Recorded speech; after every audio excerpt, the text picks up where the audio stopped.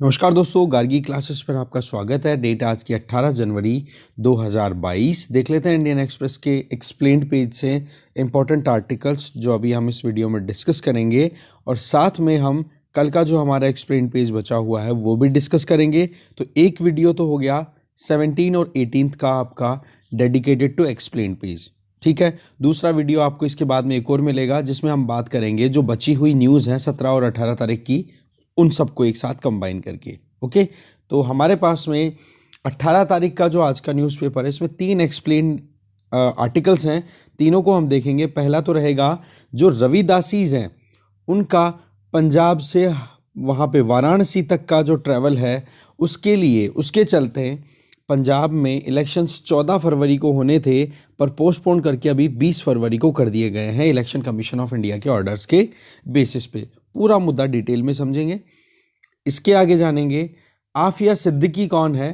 एक वो लेडी जिसका नाम एक तरीके से टॉप कहते हैं ना कि वुमेन ओसामा बिन लादेन या वुमेन अलकायदा नाम इसका दिया गया था, ठीक है। तो उसका अभी रिसेंट जो टेक्सास टेरर इंसिडेंट देखने को मिला है टेक्सास में, यूएसए में, तो उसके साथ क्या लिंक है जानेंगे। और फिर लास्ट में जो आर्टिकल है दैट इज रिलेटेड टू जो टेबल्यू आता है ना, ये रिपब्लिक डे परेड में आपने नोटिस किया होगा इस तरीके की झांकियाँ निकलती हैं, टेबल्यू है ना। तो इनको चूज़ करने का क्या प्रोसेस होता है कि कौन कौन सी झांकियाँ जो है वो यहाँ पर शो की जाएगी, तो उसका तरीका, पूरा प्रोसेस बताया हुआ ये जानेंगे। इसके अलावा एक आर्टिकल है 17 तारीख का एक्सप्लेन पेज का जिसमें हम बात करेंगे कि इंडियन आर्मी की जो नई ड्रेस अभी फाइनलाइज हुई है उसमें क्या चेंजेज हैं और क्यों वो ड्रेस अभी नई लाई गई है, ठीक है। तो ये 4 आर्टिकल से चारों को अब डिटेल में देखते हैं वन बाय वन। तो फर्स्ट आर्टिकल है रविदासी से रिलेटेड। देखो, अभी पंजाब में असेंबली इलेक्शंस होने थे फरवरी 14 को, पर उनको पोस्टपोन कर दिया गया है और अब वो इलेक्शंस होंगे फरवरी 20 को। और ये जो पोस्टपोनमेंट हुआ है इसके पीछे जो कारण है उसमें मेन है कि जो रविदासिया कम्युनिटी है उसके लोग जो हैं वो अभी पंजाब से ट्रैवल करते हुए वाराणसी तक जाएंगे गुरु रविदास जयंती को, क्योंकि 14 फरवरी को गुरु रविदास जयंती आ रही है और उसी दिन अगर ये इलेक्शन करवा दिए जाए तो इस कम्युनिटी के ज़्यादातर लोग वोट नहीं डाल पाएंगे, क्योंकि फिर वो ये अपनी रिलीजियस जो उनका प्रोसेस है वो कहीं ना कहीं मिस करने का एक हो जाएगा। तो इस केस में जो वोटिंग आउटकम है वो कम हो सकता था। तो ऐसे में बहुत सारी पॉलिटिकल पार्टीज़ ने मिलकर के और रिक्वेस्ट की इलेक्शन कमीशन ऑफ इंडिया से कि भाई पोस्टपोन करो आप इनको। देखो, होता क्या है कि एक स्पेशल ट्रेन ऑर्गेनाइज की जाती है जिसमें जो डेरा सचखंड बालन जालंधर में पड़ता ही है, ठीक है। तो जालंधर से ये रविदासीज जो हैं इस कम्युनिटी के जो लोग हैं वो ट्रैवल करते हैं वाराणसी के लिए इस पर्टिकुलर डे 14 फरवरी, जिसको गुरु रविदास जयंती भी बोला जाता है। तो इस केस में मतलब गुरु रविदास जयंती जो है वो 14 फरवरी को अब की बार क्लैश हो रहा है ओवरऑल, ये कह सकते हैं। तो रविदास जयंती को ये ट्रैवल करते हैं, तो ये अपने आप में रिलीजियस कांग्रेगेशन है, इकट्ठा होना है इनका, तो इसीलिए पोस्टपोन कर दिया गया है। अब देखो, सवाल ये है कि ये जो रविदासीज हैं ये होते कौन हैं। ये बेसिकली दलित कम्युनिटी के लोग हैं जो कि लगभग 12 लाख पॉपुलेशन इनकी कंसिडर की जाती है, जो कि पर्टिकुलरली कौन से एरिया में रहते हैं, दोआब रीजन में। अब दोआब रीजन कौन सा है वो देखते हैं एक बार।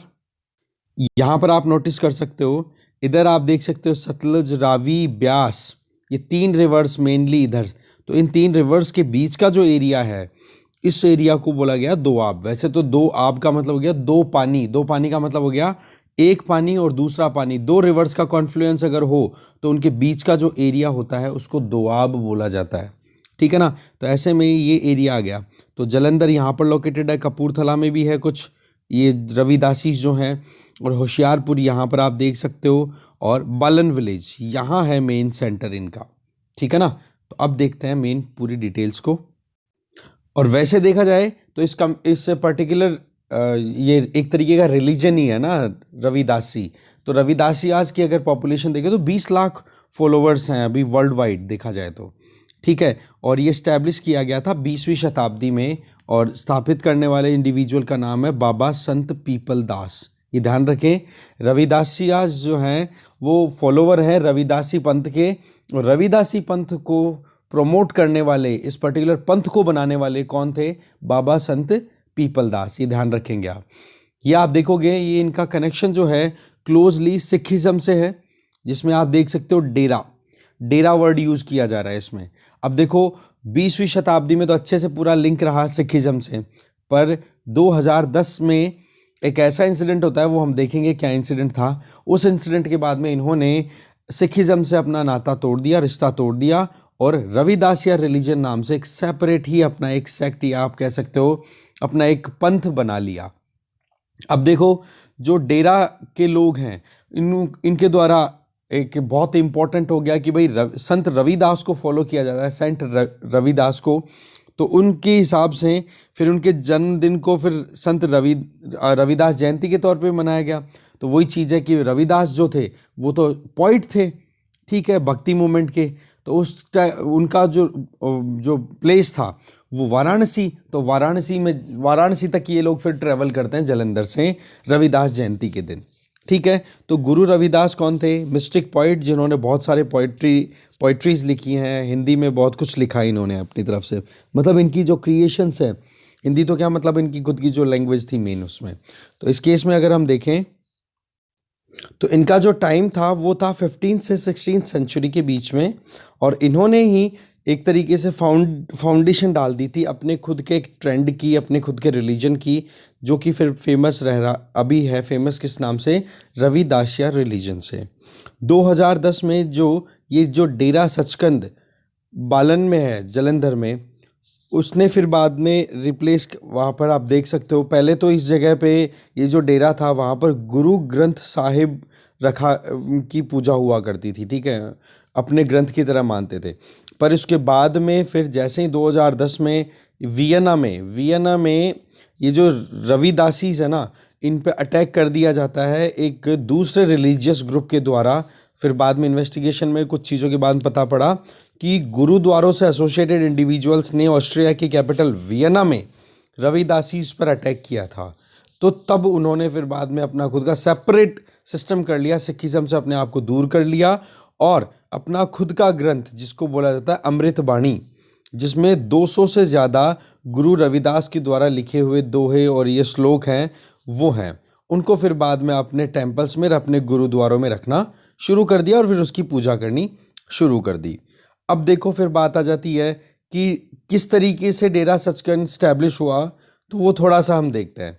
देखो बाबा संत पीपल दास नाम जो है, वो संत पीपल दास नाम इसलिए पड़ा क्योंकि पीपल के पेड़ के नीचे उन्होंने पूजा की थी। इसके पहले उनका सही नाम, जो ओरिजिनल नेम था, वो था हरनाम दास, ठीक है, जो कि गिलपट्टी विलेज बठिंडा से बिलोंग करते थे। उनकी पत्नी की डेथ के बाद में उन्होंने फिर माइग्रेट करके और यहाँ पर सेटल हो गए बालन में, ठीक है, वहाँ पर अपने बेटे के साथ में। बेटे का नाम श्रवण दास, ये भी फिर इनके फॉलोवर ही बनते हैं कंटिन्यू, ठीक है। तो ऐसे में जालंधर के पास में ही इन्होंने बालन में एक पेड़ ढूंढा, पीपल का पेड़ सूखा था, ठीक है, 1895 में, और वहाँ पर सेटल हुआ, और उस पीपल के पेड़ को लगातार पानी दिया, तो फिर वो धीरे धीरे ब्लूम, मतलब अपने आप से हरा हो गया पेड़, ठीक है ना। अब लगातार पानी देंगे तो पानी मिला, तो फिर पीपल का पेड़ बन गया, अच्छे से तैयार हो गया, और तब से ही फिर इन्होंने वहाँ पर अपनी सीट बना ली, अपना खुद का डेरा दे लिया। फिर उसके बाद में इनके फॉलोअर्स हैं, वो फॉलोइंग बढ़ती चली गई, और फॉलोइंग बढ़ते बढ़ते आज ये अपने आप में, ये जो रविदासी रिलीजन है, इसका एक पीक, मतलब बहुत ज़्यादा फॉलोअर्स इनके बढ़ते चले गए, ठीक है। अब डेरा मेंबर्स हैं, उनसे अगर पूछा गया तो जैसे गुरु ग्रंथ साहिब है, गुरु ग्रंथ साहिब में भी रविदास जो हैं, पोइट रविदास, भक्ति काल के जो इंडिविजुअल उस टाइम के, तो उनकी जो हाइम्स और उनके जो कहे हुए श्लोक्स हैं, 40 के लगभग श्लोक्स को इंक्लूड कर रखा है, श्लोकों को इंक्लूड कर रखा है इसमें गुरु ग्रंथ साहिब में भी, ठीक है। कबीर जी की भी लिखी हुई जो दोहे हैं, उनको भी यहाँ पर प्लेस मिला हुआ है गुरु ग्रंथ साहिब में। तो इस तरीके से क्या है कि रविदास जी का जो एक कह सकते हैं ना कि गुरु रविदास की जो टीचिंग्स हैं, उनको फॉलो करना शुरू कर दिया। इस तरीके से ये डेरा बालन स्टैब्लिश हुआ। इसके आगे देखें, फिर जो संत पीपल दास थे, उनकी डेथ के बाद में उनके बेटे संत श्रवण दास, वो देखो डेरा के हेड बनते हैं, ठीक है, 1928 से 1972 के बाद में। 72 तक। फिर उसके बाद में जो भी 3 और हेड अभी तक बने हैं इस पर्टिकुलर डेरा की, जो हम बात करें सचखंड डेरा की हेड्स की, तो वो हेरिडिटरी नहीं थे, मतलब पिता के बाद में पुत्र बन गया, पुत्र के बाद में अब जो भी बन रहे हैं वो कैपेबल इंडिविजुअल्स बनते हैं। तो थर्ड लीडर जो थे उनका नाम है, यहाँ पर देख सकते हो, संत हरिदास। उनका जन्म हुआ था गढ़ विलेज ऑफ जलंधर में, और उन्होंने अपनी पूरी ज़िंदगी जो है वो डेरा बालन में ही स्पेंड की है। फिर नेक्स्ट जो हेड बनते हैं वो 1982 से 1994 के बीच में संत गरीबदास, वो जलभे विलेज से बिलोंग करते थे, जलंधर से। उन्होंने भी अपनी पूरी ज़िंदगी यहाँ पर ही बिताई। और फिर उसके बाद में आप देख सकते हो करंट जो हेड है उनका नाम है संत निरंजन दास। उनका जन्म 5 जनवरी 1942 को हुआ था, जलंधर के ही एक गांव जिसका नाम है जमदासपुर। ठीक है, अब आप देखोगे ये जो संत निरंजन दास जो हैं वो संत पीपल दास के ही एक भक्त थे, कपल था वो एक, है ना। उन्होंने अपने बेटे को डेडिकेट कर दिया, बोला कि हम अपने बच्चे को आपको देख के जाते हैं, आप ही इसको पेट्रोनेज में रखो। तो आप देखोगे कि ये जो अभी संत निरंजन दास है ना, इनकी जो लर्निंग की स्पीड थी वो इतनी ज़्यादा थी, तो इनका नाम ही संत श्रवण दास जी ने क्या रख दिया, हवाईगर, कि बोला तू तो हवा से बात करता है, इतना स्पीड से परफॉर्म कर रहा है अच्छे से स्टडीज़ में। ठीक है जी, फिर आ जाओ क्या सिग्निफिकेंस है गुरु रविदास जयंती की। तो देखो संत श्रवण दास जी के टाइम से अभी तक अगर देखें तो वाराणसी में, अब रविदास जी की जो सीट थी, गुरु रविदास जहाँ थे वो वाराणसी वाले एरिया से बिलोंग करते थे, तो वहाँ पर उनका बर्थ प्लेस आइडेंटिफाई किया गया। और बर्थ प्लेस है बनारस हिंदू यूनिवर्सिटी है ना वाराणसी में, उसी के पास में सीर गोवर्धनपुर विलेज। ठीक है, और वहाँ पर फिर एक डेरा फाइनलाइज किया कि यहाँ पर गुरु रविदास रहते थे। और वहाँ पर फिर आप देखोगे कि 1965 में टेम्पल का फाउंडेशन स्टोन रख दिया गया, मतलब मंदिर बनवा दिया गया वहाँ पर। और फर्स्ट फेज तो देखो 1970 में कंप्लीट हो गया था, उसमें एनआरआईज ने भी कंट्रीब्यूट किया था। अभी हमने देखा ना कि 20 लाख के लगभग टोटल रविदासी रिलीजन को फॉलो करने वाले इंडिविजुअल्स हैं, जो कि वर्ल्ड वाइड फैले हुए हैं। सबसे ज़्यादा तो पंजाब में ये दोआब वाले एरिया में ही रहते हैं। ठीक है, इसके अलावा यहाँ पर बालन में बहुत सारे और जो इंडिविजुअल्स थे उन्होंने भी फॉलो करना शुरू कर दिया, और एक यात्रा शुरू हो गई अपने आप में। ठीक है ना, तो जिसमें फॉलोअर्स जो हैं वो डेरा सचखंड बालन से वाराणसी जाते हैं। और ये होता कब है, गुरु रविदास जयंती के दिन। इसके आगे अगर देखें, और ये जो ट्रैवल होता है इसके लिए स्पेशल ट्रेन भी लगाई जाती है जिसका नाम है बेगमपुरा ट्रेन, जो कि जलंधर से वाराणसी के लिए जाती है। ठीक है, हर साल। देखो अब बात है पॉलिटिक्स की, तो यहाँ पर पॉलिटिशियन बहुत आए हैं, और किसी एक पॉलिटिकल पार्टी की तरफ टिल्ट है नहीं इस डेरा का। सभी पॉलिटिकल पार्टीज़ के जब भी लीडर्स आते हैं तो उनको सबको वेलकम किया जाता है। ठीक है, यही चीज़ बताई जा रही है। इसके आगे अगर देखें, तभी तो इन पॉलिटिकल पार्टीज़ ने रिक्वेस्ट की है कि हाँ जी, सबको कॉन्फिडेंस रहता है, वेलकम सबको करते हैं ये लोग। तो ऐसे में इसीलिए सभी पॉलिटिकल पार्टीज़ ने कह दिया इलेक्शन कमीशन ऑफ इंडिया को कि संत रविदास जयंती के दिन इलेक्शन मत कराओ भाई। फिर बात आती है कि कितने असर्टिव हैं रविदासीज। तो देखो 2009 से लेकर अभी तक अगर देखें तो असर्टिवनेस इनकी लगातार बढ़ती चली जा रही है। 2009 में इन्होंने अपनी आइडेंटिटी को अच्छे से समझा कि वाकई में हमारी आइडेंटिटी थोड़ी डिफरेंट है। कारण कि संत गुरु रविदास टेम्पल कहाँ पे, वियना, ऑस्ट्रिया, यूरोप। ठीक है, वहाँ पर मई 24 2009 को लगभग 400 डेवोटीज इकट्ठे थे, और उन पर एकदम से अटैक किया जाता है कुछ अटैकर्स के द्वारा। बाद में पता पड़ता है कि वो जो अटैकर्स थे उनका एफिलिएशन था वियना के गुरुद्वारा से। तब इन्होंने डिसाइड किया था कि भाई हमारी आइडेंटिटी बिल्कुल डिफरेंट है, हमारा रिलीजन अलग है, और तब से इन्होंने अपने आप को असर्टिव बना लिया कि भाई हमारी डिमांड्स भी, या हमारी जो कम्युनिटी है इसकी भी हमारी ज़रूरतें हैं, उनको पूरा होना चाहिए। ठीक है, फिर देखो वहाँ पर अटैक हुआ वियना में, और दंगे हो गए कहाँ पे, जलंधर में। 15 दिन का कर्फ्यू लगा था पंजाब में। आज अगर देखें तो सेपरेट रिलीजियस आइडेंटिटी की डिमांड करते हैं रविदासीज। ठीक है ना, 2021 की सेंसस में जो अब सेंसस अभी कंडक्ट होगी।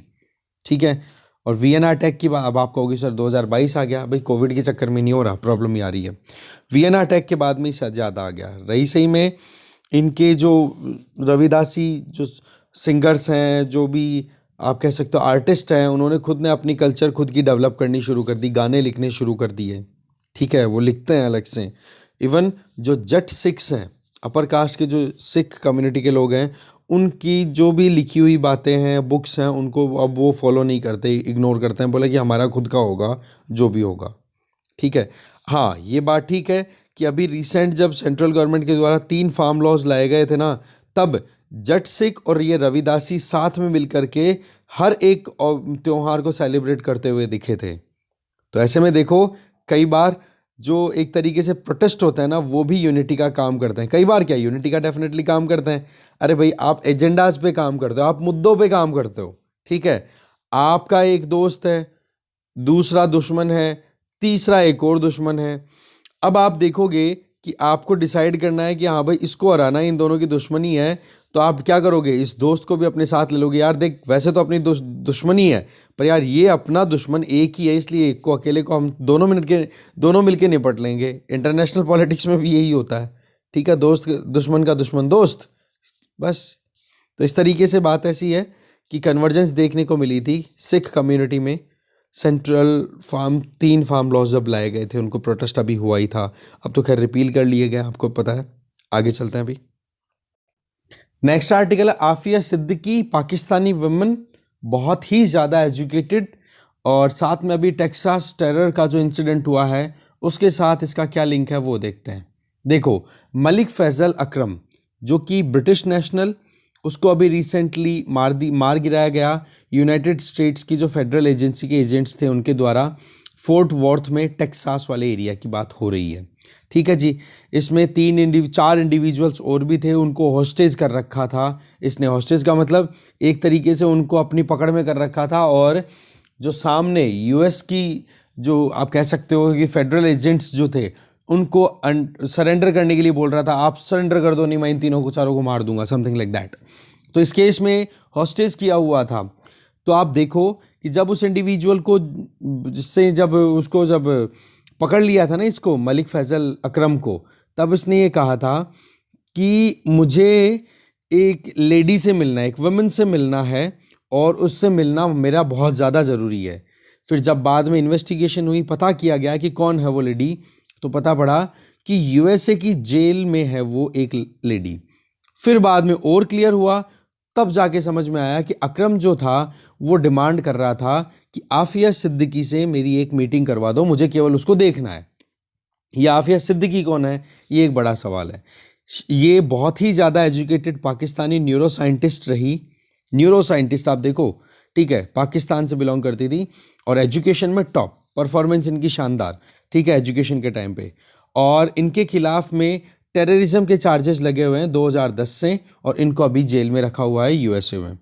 अब बात आती है इस आफिया सिद्दीकी की, तो फेडरल प्रिजन में रखा हुआ है, और अकरम को जिस जगह पे मार गिराया गया है टेक्सास में, उस जगह के और आफिया सिद्दीकी की ये जो जेल है, इसके बीच में सिर्फ 40 किलोमीटर की डिस्टेंस ही है, ज़्यादा दूरी थी नहीं। और अकरम क्या बोल रहा था, बोला मुझे उस औरत से एक बार मिलवा दो, जिससे कि मैं सुकून से मर सकूं, और मेरे को जहाँ पे सुकून मिल सके मौत के बाद में, वहाँ मैं पहुँच जाऊँ। अब इस लेडी को लेडी अलकायदा भी बोला जाता था। सिद्दीकी जो कि टाइम के हिसाब से अगर देखें, एक टाइम ऐसा था जब most wanted woman in the world. अब आप देख लो कितने गजब के कारनामे रहे होंगे। अब सवाल यह आता है कि लेडी अलकायदा क्यों बोला गया। देखो, जब इन्होंने अपनी एजुकेशन कंप्लीट करने के बाद में एक्टिविटीज़ में पार्टिसिपेशन लिया, और एक्टिविटीज़ भी कैसे, टेररिस्ट एक्टिविटीज़ को प्रमोट करना, ठीक है, तो उसके चलते इस्लामिक वर्ल्ड में बहुत ही ज़्यादा मोटिवेटिंग फिगर के तौर पे देखा गया था इनको उस टाइम पर। 2014 में इस्लामिक स्टेट, आपको पता, ISIS लॉन्च हो चुका था, ठीक है ना। तो उस टाइम पर मतलब आप देखो कि इसको अरेस्ट कर लिया गया था आफिया सिद्दीकी को। तो इस्लामिक स्टेट ने यहाँ तक बोला था कि आप एक बार आफिया सिद्दीकी को छोड़ो, और उसके बदले में हमने जिन जर्नलिस्ट को, जिनमें एक तो था जेम्स फोले, एक लेडी थी जर्नलिस्ट कायला मुलर, बोले इन दोनों को हम छोड़ देंगे, आप इनके बदले में आफिया सिद्दीकी को छोड़ दो। अमेरिका से नेगोशिएशंस करने की कोशिश की थी इस्लामिक स्टेट ने, पर वो सक्सेसफुल नहीं हो पाया। ठीक है, फिर आज अगर देखें तो सिद्दीकी की एज है 49 साल। जन्म हुआ था कराची में, यूएसए में पढ़ाई की 1990 के दशक के टाइम में, 1990 से 2000 के बीच में। फिर एमआईटी में ट्रेनिंग ली, अपनी पीएचडी कंप्लीट की इन्होंने, और अपना सेगमेंट जो था, स्ट्रीम जो थी, वो न्यूरो साइंस थी। ठीक है, फिर उसके बाद में और मेन कहाँ से, यूनिवर्सिटी ऑफ मैसाचुसेट तो था ही, मैसाचुसेट वहाँ का स्टेट है। ठीक है, ब्रेंडिस यूनिवर्सिटी इन मैसाचुसेट। ठीक है, 2001 में पास आउट हो गई थी। फिर 2002 में जो वहाँ की पुलिस फोर्स है, एफबीआई, फेडरल पुलिस फोर्स, ठीक है ना, तो उसके द्वारा ये कहना है कि जो ये आफिया सिद्दीकी है, इसने पोस्ट ऑफिस ओपन किया, और इसमें जो अलकायदा का सस्पेक्ट माजिद खान, उसके साथ में अपनी एंगेजमेंट्स कंटिन्यू की, मतलब अपनी एक्टिविटीज़ को बढ़ाना शुरू कर दिया। ठीक है, और माजिद खान अभी कहाँ पर है, ग्वाटेनामो बे। ये ऐसी जेल है जहाँ पर किसी को भी ले जाकर अगर रख दिया ना, तो यहाँ पर कोई भी इंटरनेशनल लॉज नहीं अप्लाई किए जाते हैं, ऐसा प्रोविज़न यूएसए ने कर रखा है। तो उस जेल में है अभी माजिद खान। अब देखो प्रोफाइल की बात करें तो 2010 में जो प्रोफाइल पब्लिश हुई थी न्यूयॉर्क टाइम्स में, तो सिद्दीकी ने अपनी पूरी ज़िंदगी में 2 शादियां की।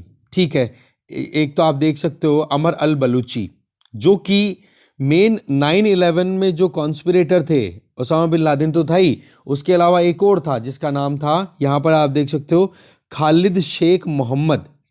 ठीक है, तो खालिद शेख मोहम्मद था, उसका नेफ्यू था ये अमर अल बलूची, और उससे शादी की थी सिद्दीकी ने। इसका मतलब अलकायदा से भी सीधा कांटेक्ट हो गया। फिर आप देख सकते हो कि 9/11 अटैक कंडक्ट करा दिया गया था यूएसए पे।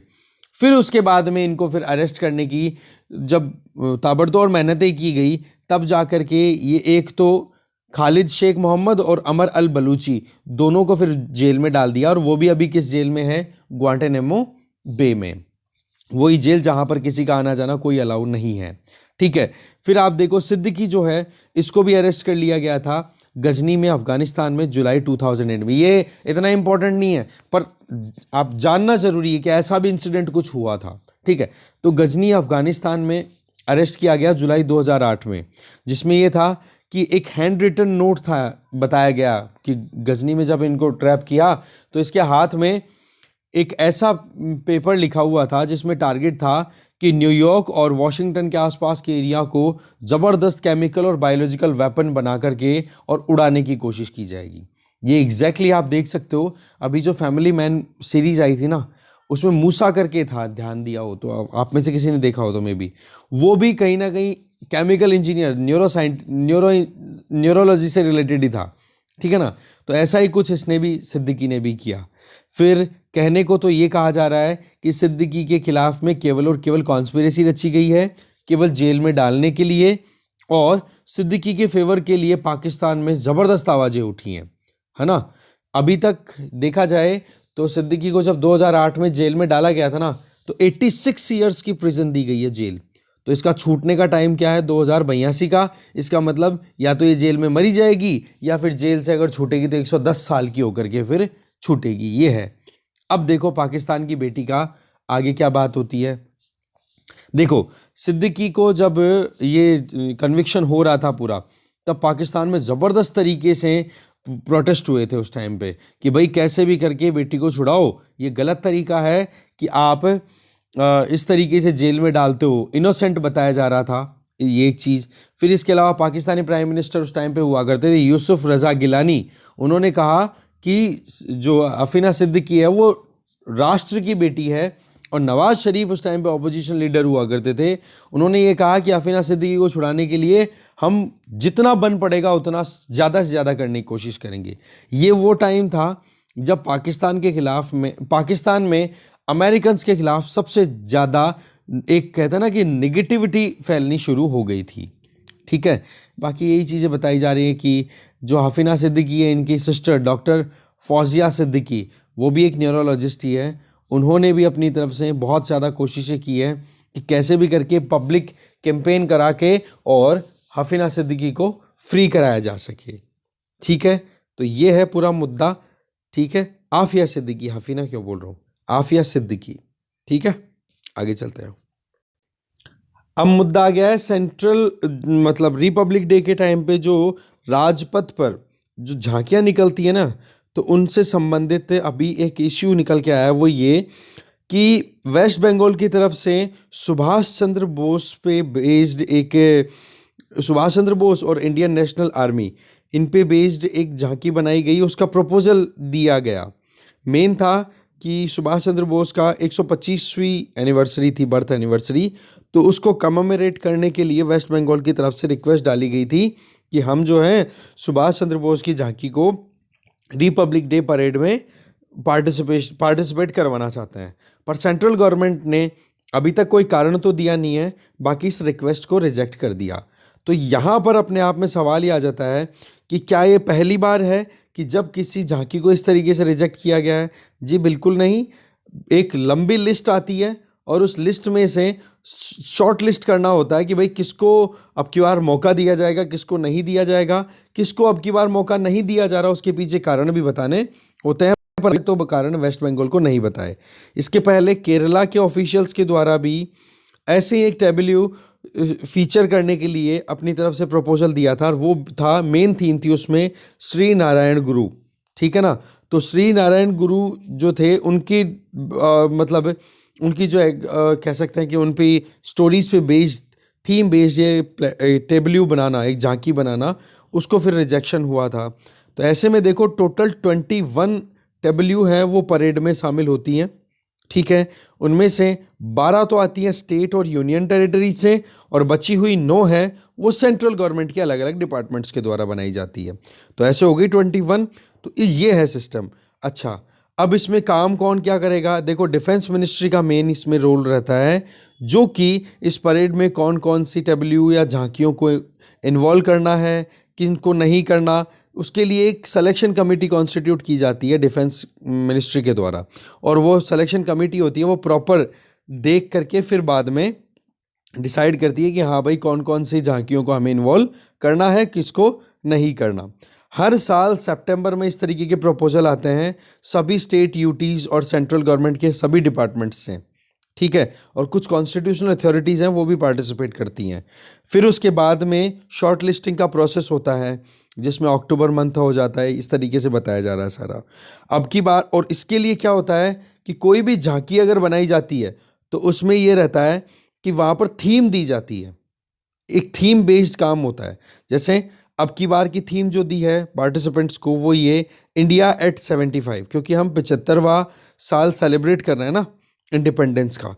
तो इसमें फ्रीडम स्ट्रगल पे, idea at 75, achievement at 75, action at 75, resolve at 75, बोला इन थीम्स पे बेस्ड ही झांकियाँ बनाओ, और उन्हीं पे बेसिस फिर बाद में डिफेंस मिनिस्ट्री की गाइडलाइंस के बेसिस पे पार्टिसिपेटिंग एंटिटीज़ को फाइनलाइज किया जाता है। इसमें होता क्या है कि ये जो आप देख सकते हो ऊपर की ये झांकी की एक फ़ोटो आपने भी देखी होगी, है रिपब्लिक डे की जो परेड होती है उस दिन। तो इसमें क्या होता है कि यंग क्वालिफाइड डिज़ाइनर्स को मौका मिलता है, जो कि रिनाउंड इंस्टीट्यूशन, फॉर एग्जांपल बड़े बड़े इंस्टीट्यूशन से जो इंडिविजुअल्स होते हैं, यूथ यंग ब्लड होता है, जिनके पास टैलेंट होता है, वो कुछ नया करना भी चाहते हैं इनोवेटिव, तो उन लोगों को मौका मिलता है इस तरीके की डिज़ाइन तैयार करने के लिए। अब ये इलेक्ट्रॉनिक डिस्प्ले भी ले सकते हैं इसमें। हाँ, एनवायरनमेंट फ्रेंडली मटेरियल यूज़ किया जाता है ज़्यादा, ऐसा कि कहीं पे अगर वेस्टेज हो भी जाए मटेरियल तो फिर वो एनवायरनमेंट को डैमेज ना करे। प्लास्टिक को यूज़ करने में मिनिमम रिलायबिलिटी होती है, ठीक है ना, रिलायंस। ठीक है, 3D प्रिंटिंग और इस तरीके के मटेरियल यूज़ कर लिए जाते हैं। ठीक है जी, यही चीज़ें बताई जा रही हैं, ज़्यादा कुछ नहीं है। अच्छा, इसमें ये जो झांकियाँ होती हैं ना, इनमें फ्रंट में तो देखो जो नाम लिखा है वो लिखा जाता है हिंदी में, बैक में लिखा जाता है इंग्लिश में, और साइड में लिखा जाता है रीजनल लैंग्वेजेस में। अच्छा, ये झांकियाँ जो होती हैं इनमें एक चीज़ ध्यान देने वाली होती है कि जो थीम सेंट्रल गवर्नमेंट ने दी वो तो दिमाग में रखनी है ही, पर आपको अपने खुद के स्टेट या यूटी की जो फीचर्स है ना वो दिखानी होती है उसमें, है ना। और साथ में ये होना चाहिए कि वो सेल्फ एक्सप्लेनेटरी हो। दैट मीन्स कि वहाँ पर कोई वहाँ पर कमेंट्री करे, ये ज़रूरी नहीं है कि उस झांकी को, उस ढांचे को देखे ना, उसमें ही समझ में आ जाए कि वाकई में ये झांकी क्या बताना चाह रही है, क्या मैसेज डिलीवर करना चाह रही है। तो ये काम डिफेंस मिनिस्ट्री का होता है, ये ध्यान रखें आप ये। ठीक है जी। बाकी तो वही प्रोसेस बताया जा रहा है कि फर्स्ट स्टेज में तो रिकमेंड वो भेज दिया मॉडल बना करके। ठीक है, फिर उसके मॉडल मतलब रिक्वेस्ट भेज दी कि हाँ भाई हम ऐसे ऐसे करके इस तरीके से झांकी रिप्रेजेंट करना चाहते हैं, फिर स्केच बना करके समथिंग। फिर उसके बाद में कहते हैं ना कि एक और एक्सपर्ट कमेटी कॉन्स्टिट्यूट होती है, जिसमें जब मॉडल बना दिया जाता है वो फर्स्ट एक्सपर्ट कमेटी अपनी तरफ से फाइनलाइज कर देती है कि हाँ भाई अब की बार ये 21 टोटल ये जाएंगी। अब वो 21 में से भी एक बार तो ज़्यादा, वही इंटरव्यू वाली सीन कि प्रीलिम्स में जितने लोगों को पास किया फिर मेंस में छटनी होगी, और फिर उसके बाद इंटरव्यू में मिला करके मेंस और इंटरव्यू के टोटल मार्क्स के बेसिस पे छटनी कर दी जाएगी। बोले एग्जैक्टली ऐसा ही कुछ यहाँ पर होता है। ठीक है ना। बाकी एक स्टेट अपने फोक डांसेस, फोक ट्रेडिशंस, कॉस्ट्यूम, म्यूजिकल इंस्ट्रूमेंट, वो अपने खुद के स्टेट स्पेसिफिक जो इंस्ट्रूमेंट्स है ना उन्हीं को डिप्लॉय करें, ये प्रेफरेंस में रहता है। ठीक है, यही चीज़ें बताई जा रही हैं, बाकी तो इतना मुझे कुछ लगा नहीं। मेन जो चीज़ थी फिर फाइनलाइज हो जाता है, राजपथ पे फाइनल परेड होती है तो उसमें केवल 21 झांकियाँ होती हैं। ये है सारा सीन। ठीक है, ट्रैक्टर ट्रेलर वो सारी फैसिलिटी इतना कुछ है नहीं। ठीक है, आगे चलते हैं। फिर जो अगला आर्टिकल है वो देखो, अभी एक्सप्लेन पेज 17 तारीख का है, जिसमें इंडियन आर्मी की जो न्यू कॉम्बैट यूनिफॉर्म तैयार की गई है उससे संबंधित है। जानते हैं इसको पूरा डिटेल में। देखो अभी new combat uniform Indian army की तैयार हो चुकी है, और अभी जो 15 जनवरी था जिसको हम नेशनल आर्मी डे के तौर पे ऑब्जर्व करते हैं, उस दिन अनवील भी किया गया, मतलब शो भी कर दिया गया पब्लिकली कि हाँ हमारी आर्मी के हमारे जो कॉम्बैट सोल्जर्स होंगे उनके लिए क्या कपड़े होंगे। तो सबसे पहले जो अप्लाई किया गया है कपड़ों को, तो वो सोल्जर्स थे एलीट पैराशूट रेजिमेंट के, वो मार्च करते हुए आए, और ये ड्रेस का जो सिस्टम है वो आप यहाँ पर देख सकते हो। ठीक है, ये है, इसमें आप देख सकते हो ये जो शर्ट है ये ओपन है। ठीक है, इसके आगे देखें तो ऐसे में लगभग 12 लाख पर्सनल्स हैं जिनको यूनिफॉर्म अवेलेबल कराई जाएगी आने वाले टाइम में। ठीक है, तो कॉम्बैट एक तो होता है, देखो नॉर्मल कंडीशन, जैसे हमारे साथ में बांग्लादेश और इंडिया की अगर रिलेशंस देखें तो इतने ज़्यादा हॉस्टाइल नहीं है। तो इस केस में वहाँ पर हमारे अगर मिलिट्री पर्सनल्स डिप्लॉय होते हैं ना बांग्लादेश की तरफ, तो वहाँ पर इस तरीके की ये जो छद्म पैटर्न का जो है ना, जिसको बोलते हैं कैमोफ्लेज पैटर्न के ऊपर जो कपड़े बनते हैं, इस तरीके की प्रिंटिंग नहीं होती वहाँ पर। एकदम जो ऑलिव ग्रीन कलर होता है ना, वो ग्रीन कलर का सा ही ड्रेस होती है उनकी। पर जहाँ पर हम लड़ाई में फंसे हैं, जैसे कि पाकिस्तान और इधर देख लो चाइना, तो यहाँ पर हमें कहीं ना कहीं इस तरीके की ड्रेस देनी होती है आर्मी को, जिससे कि वो अलग अलग टेरेन में अगर लड़ाई करते हैं तो वो छुपा सके उनकी ड्रेस उनको। ठीक है ना, जिससे कि जैसे नेचुरल वेजिटेशन है, ठीक है, पेड़ पौधे हैं बहुत सारे, वहाँ पर लड़ाई हो रही है, तो उस केस में वो अगर पेड़ की ओट में अगर छुपना भी चाहे तो वो दिखेंगे नहीं फिर वो। ठीक है ना, तो वो चीज़ अपने आप में क्या कर देती है कि अगले को पागल बनाना, इन शॉर्ट। ठीक है ना, तो कैमोफ्लेज पैटर्न, डिज़ाइन और मटेरियल, इन तीनों चीज़ों में चेंजेस किए गए हैं, जो पहले अवेलेबल यूनिफॉर्म थी उसमें और अभी नई जो है। अभी जो नई है उसमें क्या यूनिक है उसकी अगर बात करें तो अभी वही शेडो तो वो का वही यूज़ किया गया है, ऑलिव ग्रीन और अर्दन शेड। ठीक है, मिट्टी के कलर का सा जो होता है एक शेड, और एक ग्रीन पैटर्न, ग्रीन और अर्दन दोनों का कॉम्बिनेशन। पर अभी जो है वो डिजिटली डिज़ाइन किया हुआ कंटेंट है, जिसकी वजह से और ज़्यादा एक्यूरेसी आ सके, खुद को हाइड करने में प्रॉब्लम नहीं आए सोल्जर्स को। क्योंकि आपको पता है कि डेजर्ट से लेकर के हाई एल्टीट्यूड, मतलब बड़े ऊंचे ऊंचे पहाड़ों में, जंगल वाले क्षेत्रों में, प्लेन एरियाज़ में हमें हमारे सोल्जर्स को फाइट करना होता है। ठीक है, तो उस केस में उनको वहाँ पर ये ड्रेस जो है वो प्रोटेक्शन दे सके, हाइड कर सके। ठीक है ना, तो वो वाली चीज़ है। नया फैब्रिक है जो कि हल्का भी है और अपने आप में स्ट्रॉन्ग भी है, और हर एक तरीके की क्लाइमेटिक सिचुएशन में सेटल हो सके सोल्जर, उसके हिसाब से वो बनाया गया है। कॉटन और पॉलिस्टर का कॉम्बिनेशन है 70:30, मतलब एक अगर को पूरा मटेरियल लिया जाए तो उसमें 70% मटेरियल तो कॉटन का रहेगा, बाकी पॉलिस्टर। पॉलिस्टर स्ट्रेंथ देता है, कॉटन क्या रहेगा है, एक कंफर्ट वाली जो जोन है वो प्रोवाइड करता है, जो कि सूख भी जल्दी जाता है। और ह्यूमिड एरियाज में अगर पहन करके इनको जैसे कॉम्बैट करना हो, for example north eastern area में, वहाँ पर तो ह्यूमिडिटी ज़बरदस्त रहती है, तो वहाँ पर या हॉट कंडीशंस में अगर इनको सर्विस देनी हो तो प्रॉब्लम नहीं आए, और वज़न भी कम है। इसके अलावा देखें तो आर्मी के हिसाब से देखें तो डिज़ाइन हो, ऑपरेशन कोई भी कंडक्ट करना हो, तो यहाँ पर इनकी ड्रेस का होना बहुत ज़्यादा ज़रूरी है, एक इस तरीके सेटलमेंट, इसी लिए ये ड्रेस कोड चूज़ किया जाता है। ठीक है, बाकी तो और तो क्या बताऊँ मैं, इसमें क्या क्या कॉम्बैट हैं। इसमें एक तो टी शर्ट है, इस शर्ट के नीचे टी शर्ट डाली जाएगी, और शर्ट है वो बिल्कुल ओपन रखी जाएगी, टक करने की ज़रूरत नहीं है। टक करने का मतलब इंसर्ट करने की ज़रूरत नहीं है, दबाने की ज़रूरत नहीं है पैंट में। ठीक है, जैकेट है, जैकेट की तरह बस, और क्या बताऊँ इसमें, मेन जो चीज़ें हैं वो देख लो अब आप। बटन बड़े स्टाइल मतलब कंफर्टेबल दे दिए हैं थोड़े से। ठीक है, पैंट है, उसमें आप देखोगे कि जो एंकल है, एंकल पे वहाँ पे इलास्टिक डाल दिया जाता है, इलास्टिक, ठीक है ना, जिससे कि फिर वो ग्रिप बना करके रखे। ऐसे समथिंग चीज़ें बताई जा रही है। इसमें डिज़ाइनिंग में कौन पार्टिसिपेट कर रहा था, डिज़ाइन किसने किया, इसमें टोटल 12 जनों का पार्टिसिपेशन है, जो कि national institute of fashion technology NIFT के हैं, जिनमें 7 तो प्रोफेसर, 3 स्टूडेंट्स और 2 एल्यूमिनाई, इनका पार्टिसिपेशन था। और 4 चीज़ों पे फोकस किया गया था जब ये ड्रेस डिज़ाइन की गई थी: कंफर्ट, क्लाइमेट, कैमोफ्लेज और कॉन्फिडेंशियलिटी। ठीक है, पता नहीं पड़ना चाहिए भाई किसी को। ठीक है, दूसरा बात आती है इससे ड्रेस कोड के साथ में डिजिटाइजेशन कैसे है। हर एक ड्रेस का बार कोड और क्यूआर कोड होगा, ठीक है ना, यूनिफॉर्म का। इससे क्या होगा कि हर एक ड्रेस की यूनिकनेस मेंटेन हो सकेगी, पहली चीज़। दूसरा, जो मार्केट में आज अगर देखें तो आर्मी के कितने कपड़े, आर्मी प्रिंट में कितने फैब्रिक्स मिल जाते हैं, कितने कपड़े मिल जाते हैं, तो वो चीज़ अपने आप में बहुत कॉमन हो जाती है। तो ऐसे में अब ये जो नई ड्रेस तैयार की गई है ना, ये जो नया पैटर्न, नया मटेरियल लिया गया है, तो बोले इसका ये चीज़ केवल और केवल जो गवर्नमेंट की फैसिलिटी, जो मिलिट्री की या आर्मी कैंटीन्स होंगी, वहीं पर अवेलेबल होगी। ठीक है ना, और बल्क में जब ड्रेसेस प्रोड्यूस कराई जाएगी तो इसके लिए टेंडर छोड़ा जाएगा, जिसमें पब्लिक और प्राइवेट जो भी कंपनी पार्टिसिपेट करना चाहे वो कर सकती है। वो ऑक्शन का वो सारा होता ही है फिर, कि भाई सस्ते में बढ़िया कौन बना करके देगा ड्रेस, उसी को मिल जाएगा टेंडर। तो ये चीज़ें बताई जा रही है पूरी की पूरी।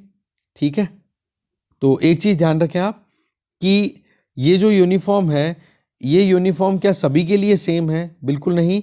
अगर केवल और केवल कॉम्बैट रोल में कोई रोल पार्टिसिपेट, कोई आर्मी पर्सनल पार्टिसिपेट कर रहा है ना, तो ही इनको ये ड्रेस मिलेगी।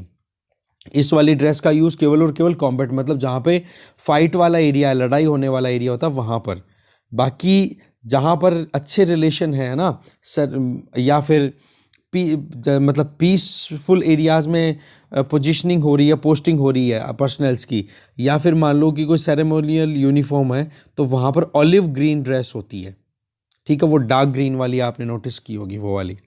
ठीक है, तो ये थे हमारे 4 आर्टिकल्स, चारों को हमने देख लिया।